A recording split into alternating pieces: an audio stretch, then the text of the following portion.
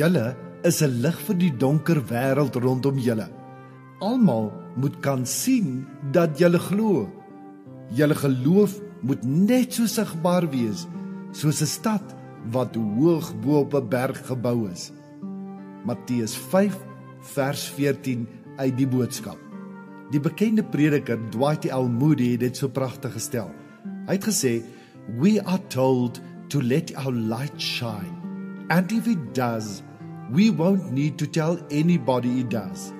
Lighthouses don't fire cannons to call attention to their shining. They just shine."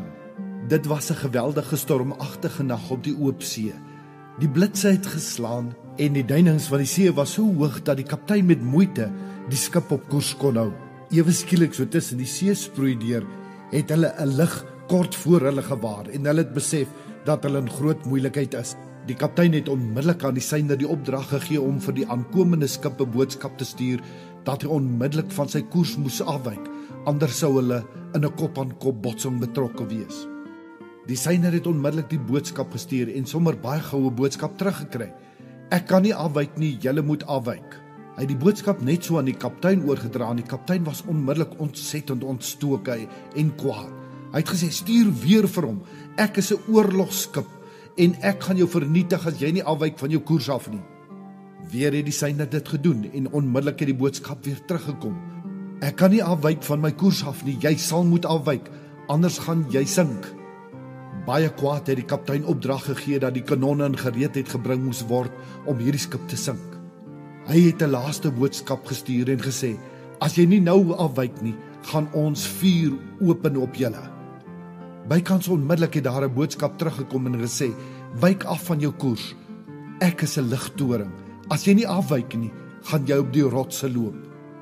'n Onbekende skrywer het gesê, "If you close your eyes, no lighthouse can help you.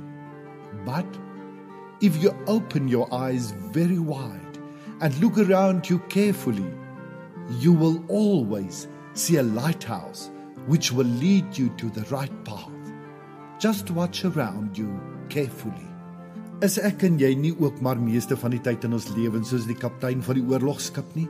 Ons is in beheer van hierdie geweldige arsenaal wapens en ons is so sterk en ons kan ons ding doen en almal moet links en reg rondom ons koes soos wat ons kanonne rondswaai. En meeste van die tyd het ons ook nie tyd vir hierdie bogpraatjies van hierdie wannabes nie. Hierdie kantige ander big shots wat op ons afstuur nie. Ons sal hulle ding of twee kan wys. Nee, Jesus het gesê, ek en jy is die lig vir die wêreld. 'n Stad wat op 'n berg lê, kan nie weggesteek word nie.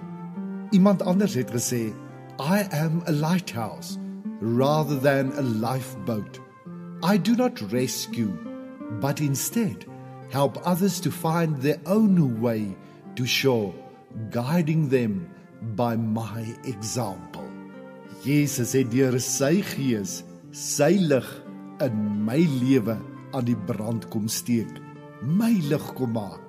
En juis daarom is my heel eerste verantwoordelikheid om sy lig in my lewe te laat deurbreek. So dikwels is dit vir my so hartseer om te sien hoe soveel mense so rondhardloop om ander mense te oortuig van die lig in hulle. Ons maak onsself moeg met nuttelose kopgevegte om mense te oortuig van ons standpunt, om mense te bekeer, om mense allerhande dinge te laat doen en te laat verstaan. Terwyl Jesus sê, al wat ek en jy moet doen, is ons moet ons lig laat skyn.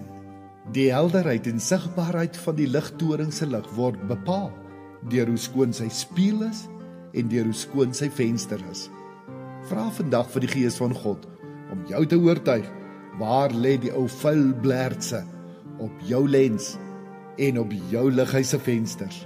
Kom ons raak saam met die Gees besig met ons lig, sodat dit al helderder kan skyn en ander kan voortlei na hom wat die lig is, Jesus Christus.